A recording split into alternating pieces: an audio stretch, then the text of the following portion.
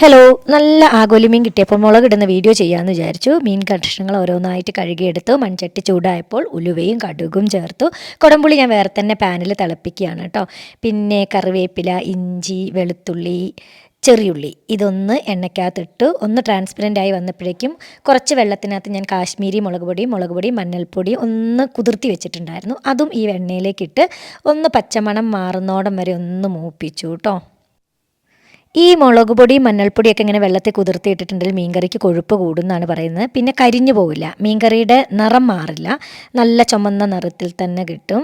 പിന്നെ ഇതേ കുറച്ച് വെള്ളം ഒഴിച്ചു. ഇത് കൂടാതെ നമുക്ക് നേരത്തെ തിളപ്പിച്ച് വെച്ചിരിക്കുന്ന കൊടംപുളി അതിൻ്റെ കൂടെയുള്ള വെള്ളവും നമുക്കിതിനകത്ത് ചേർക്കണം. അങ്ങനെ ചേർത്തു. നല്ലോണം വെള്ളം തിളച്ച് വന്നപ്പോൾ ഞാൻ കല്ലുപ്പാണ് കേട്ടോ ഒരുവിധം കറികളിലൊക്കെ യൂസ് ചെയ്യുന്നത്. നല്ലോണം കല്ലുപ്പിട്ടു ആവശ്യത്തിന്.